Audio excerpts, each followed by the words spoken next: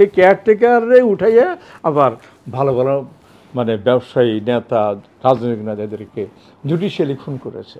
জিয়াউর রহমান সাহেব আসলো, ওনাকে যখন ব্রাশ করে মেরে ফেললো তখন আমি দেশে সবাই চোখের পানি ফেলছি।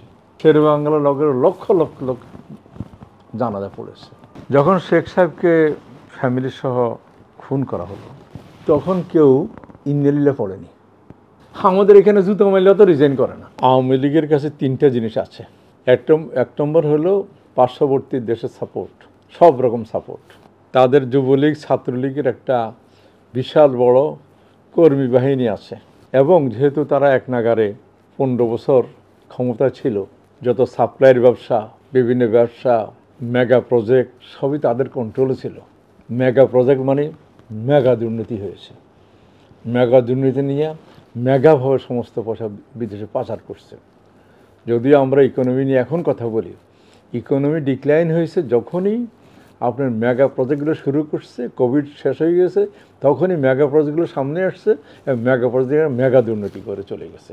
অতএব ওদের কাছে পয়সা আছে। পার্শ্ববর্তী দেশে পয়সা দিলে তো ওই যে একটা অফিস কেনা যায়, করা যায়, ভাড়া নেওয়া যায়, এটা তো কোনো ব্যাপার না।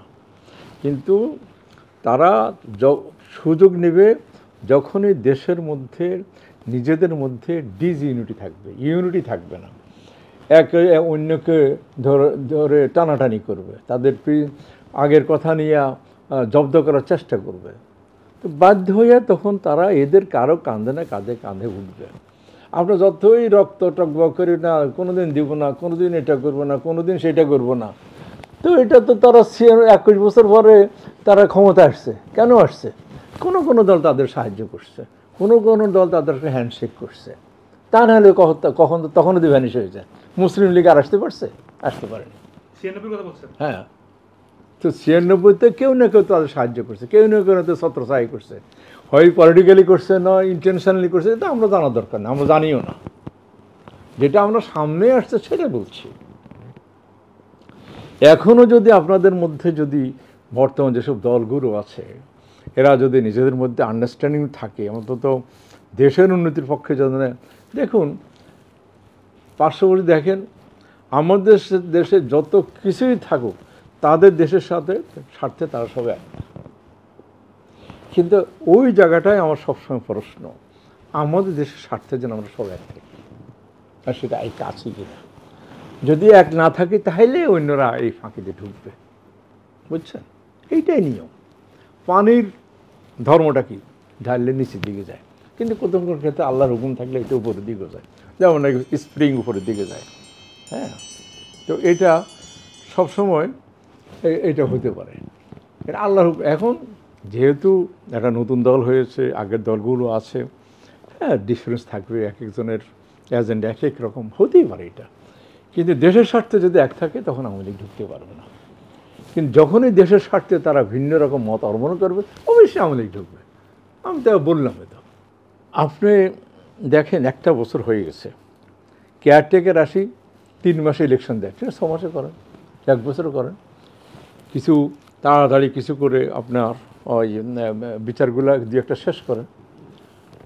সব কিছু ডিলে করলে তো মানুষ তো অস্থির হয়ে গেছে। আপনার ইউনিয়নের চেয়ারম্যান পালাই গেছে, অমুক পালাই গেছে, সাধারণ মানুষ বিদেশে যাইতে সার্টিফিকেট লাগে, ওটা লাগে, সেটা লাগে, কিছু তো হচ্ছে না। আপনার নর্মাল যে একটা কাজ ছিল, গতি ছিল, সেই গতিটা নাই কোথাও এখন। আপনি সব কিছু ঠিক করে ইলেকশন দেবেন, এটা সুদূর পড়া হতো। বরঞ্চ সবাই আন্ডারস্ট্যান্ড নিয়ে বলবেন যে যখনই গভর্নমেন্ট আসবে আমরা এই কাজগুলো করে নেব, না হলে তো আমার রাস্তা আছেই। তো এগুলো না করে, এগুলো যখনই আপনারা ইউনিটি দেখা যাবে না, তখনই আওয়ামী লীগ ঢুকবে, কারোর কারণে ঘাড়ে ভর করে ঢুকবেই, এইটাই নিয়ম। কারণ আপনি বলে জোর করে ঢুকতে দেবেন না, আর না রে ভাই, পয়সার কাছে সবাই মাথা নত করে ফেলে, বুঝছেন না? আপনার ক্যাডার সার্ভিস নিয়ে সবাই ডয়ার খুলে রাখে পয়সার জন্য, এদের চাকরি করার দিচ্ছেন আপনি, ডয়ার খোলাইতে পয়সা দেন না। হ্যাঁ, কাজ ঘুরানোর জন্য পয়সা, এটার কোনো জবাব দিতে আছে? সরকারি কাজে গেলে যে 2 সপ্তাহ 4 সপ্তাহ ঘুরার পরে, এই যে রিসেন্টলি রোশনা আলী পদত্যাগ করছে ব্রিটিশের, আমরা গণতন্ত্র তাদেরটা ফলো করি। রোশনা আলী কেন পদত্যাগ করছে? ওই ভাড়াটিয়া ভাগে দিয়ে নতুন ভাড়াটিয়া থেকে বেশি পয়সা নিয়েছে। সে গৃহহারাদের মন্ত্রী ছিল, তাকে রিজাইন করতে হয়েছে। আমাদের এখানে জুতো মারলে তো রিজাইন করে না, হ্যাঁ, জুতো মারলে রিজাইন করে নাকি? হাতে নাতে ধরে ফেলে সমস্ত ঘুষ ঘাস, কোনোদিন রিজাইন করে না, কোনোদিন বিচার হয়? এটা যেসব পলিটিক্যাল পার্টি তাদের সাহায্য করছে তাদের জিজ্ঞেস করেন। এরশাদের সময় আওয়ামী লীগ সাহায্য করছে। এখন মানুষ খুব তাড়াতাড়ি ভুলে যায়। যখন শেখ সাহেবকে ফ্যামিলি সহ খুন করা হলো, তখন কেউ ইন্নেলিল্লাহ পড়েনি। আমি লন্ডনে ছিলাম, আমাদের বন্ধুবান্ধবের সাথে শুনে আমরা সব স্তব্ধ হয়ে গেছি, ইন্নেলিল্লাহ পড়তেও ভুলে গেছি। শেখ সাহেবকে জন্য মানুষ রোজা রাখছে, দেশের মাটি মানে ওনার কথা শুনতে নাউজুবিল্লাহ, এমন একটা পরিস্থিতি ছিল।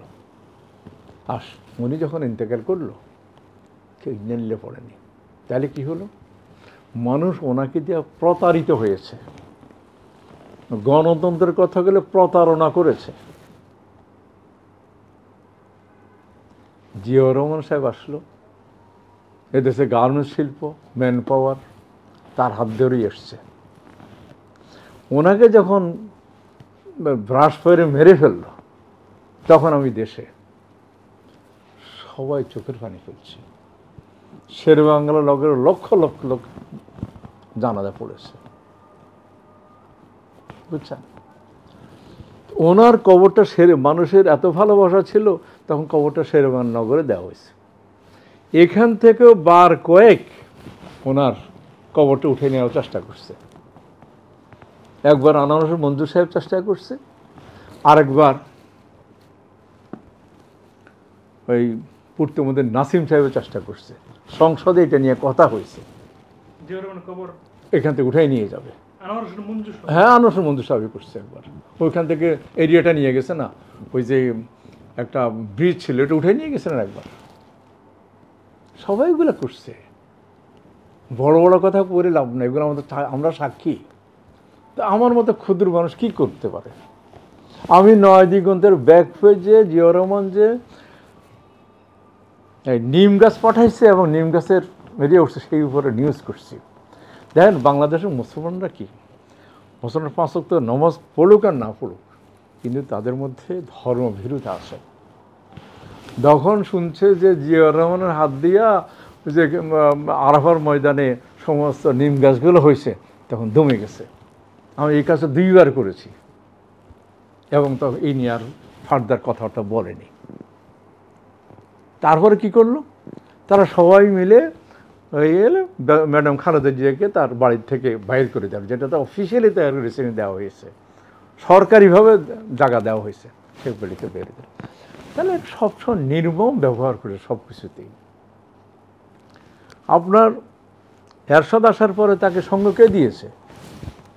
হাসিনা দিয়েছে। আর হাসিনা যখন বিপদে পড়ছে, তখন তারা কে সঙ্গ দিয়েছে? এরশাদ দিয়েছে। এরশাদ সব চলে গেছে, এখন কতটা দলটা কতভাবে ভাঙছে, হ্যাঁ? এরশাদ সব থাকতেও তো দলটা কতবার ভাঙছে। কিন্তু জিয়াউর রহমান চলে যাওয়ার সময় পরে ম্যাডাম খালেদা কাণ্ডারে হইয়া এটা দলকে সুসংগঠিত করছে। আবার যখন তাদেরকে বিভিন্নভাবে অত্যাচার করে দেশ থেকে বাইর করেছে, কেউ দেশে ছিল, জেলে দিয়েছে, আয়না করে নিয়েছে, কিন্তু বিএনপি ভাঙেনি। 2-4 জন লোক গেছে, বুঝছেন? এখন কারা কি জন্য করছে, পলিটিক্যাল ভিন্ন গেম। সে সময় তারা অনেকে তাকে সাপোর্ট করছে 96-এ, যার জন্য কেয়ারটেকার আসছে। সেই কেয়ারটেকারে উঠাইয়া আবার ভালো ভালো মানে ব্যবসায়ী নেতা, রাজনৈতিক নেতাদেরকে জুডিশিয়ালি খুন করেছে। হ্যাঁ, জুডিশিয়ালি খুন করেছে। অনেক এখন এদের কথা ভুলেই গেছে, নিরপরাধ লোকগুলোকে ফাঁসি দিয়েছে। এখন এই জিনিসগুলা বলা কঠিন। রাজনৈতিক পরিবেশ, আবহাওয়া কখন কোন দিকে যায় সেটা বলা বড় মুশকিল। তো এখানে আমি তো আরেকবার বলেছি যে তাদের কাছে কাজ করার জন্য ইয়াং জেনারেশন আছে, যুবলীগ আছে, ছাত্রলীগ আছে, তাদের কাছে পয়সা আছে, তাদের পার্শ্ববর্তী দেশের সাপোর্ট আছে, এবং শেখ হাসিনা ফিরতে পারবে কিনা সেটা নিয়ে আমি অনেকবারই বলেছি, সেটা সময়ের ব্যাপার, আল্লাহ ভালো জানে। আমার মনে হয় না উনি ঠিক, ওনার যদি মাথায় কাজ করেনি কখনো জীবিত অবস্থায় ফিরে আসবে না, কেননা আওয়ামী লীগ লোকেরাই ওনাকে অ্যাটাক করবে, কারণ তাদের জন্য তো বহু লোক দেশান্তরী হয়ে গেছে, বাড়িঘরে থাকতে পারতেছে না, অনেকের কেস, সবাই যে সহিমতো কেসগুলো হয়েছে এটা তো আমাদের কাছে কোনো প্রমাণ নাই, অনেক নিরপরাধ লোকও তো মারা পড়ছে, বুঝছেন না? হ্যাঁ, এখন কিন্তু আপনি ইউনিটি না থাকলে ওরা কোনোভাবে আসবে, এটাই নিয়ম।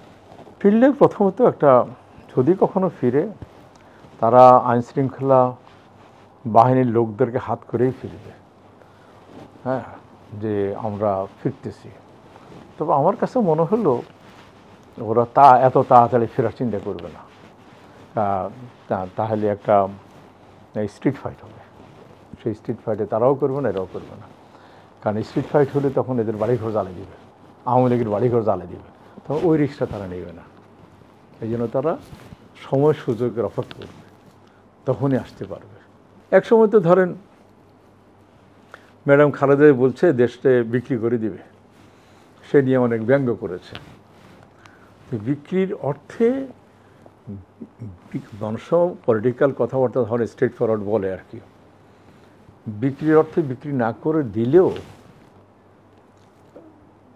বাকি কি রেখেছে, সমস্ত বাহিনীতে তাদের লোক ঢুকেছে, রয়ের এজেন্ট আছে, কথা ছিল ঢাকার আশেপাশে 100% জোন ছাড়া তারা কোনোদিন ব্যবসা করতে পারবে না, কিন্তু তারা 100% জোনের বাইরে অনেক ব্যবসা করছে বাংলাদেশে, লোকাল ব্যবসাগুলো ক্ষতি হয়ে গেছে, লোকাল যারা ওন করতো তাদের ক্ষতি হয়ে গেছে। তো এগুলো তো উনি তো দেশের পক্ষে কাজ করছে কিনা, উনি হয়তো ভারতের যা এজেন্ডা ছিল এটা ওনার কথাই বলেছে, আর যে আমি যা দিয়েছি একদিন স্মরণ করবে, ওই দেওয়ার জন্যই তো যে 1 বছর বর্তমান গভর্নমেন্টের সাথে ভারতের সাথে বৈরী ভাব, কারণ উনি যেটা দিয়েছে সেটাই চাচ্ছে, সেটা তো অন্যরা দেবে না। ব্যবসা বাণিজ্য, ওই ধরেন করিডোর, এটা সেটা কি দেয়নি, সবই দিয়েছে। ইন রিটার্ন কি পেয়েছে? কিছুই না, কিছুই না। উনি তো বিবিসির মরহুম সিরাজুজ্জামান সাহেবের কাছে নিজে স্বীকার করছে, সে মরহুম সিরাজুজ্জামান আমাকে বলেছে পার্সোনালি, আমি লন্ডনে গেছি ওনার সাথে দেখা করতে, উনি বলছে আপনি পলিটিক্সে আসছেন কেন? কোনো পলিটিক্স পছন্দ করি না আমি।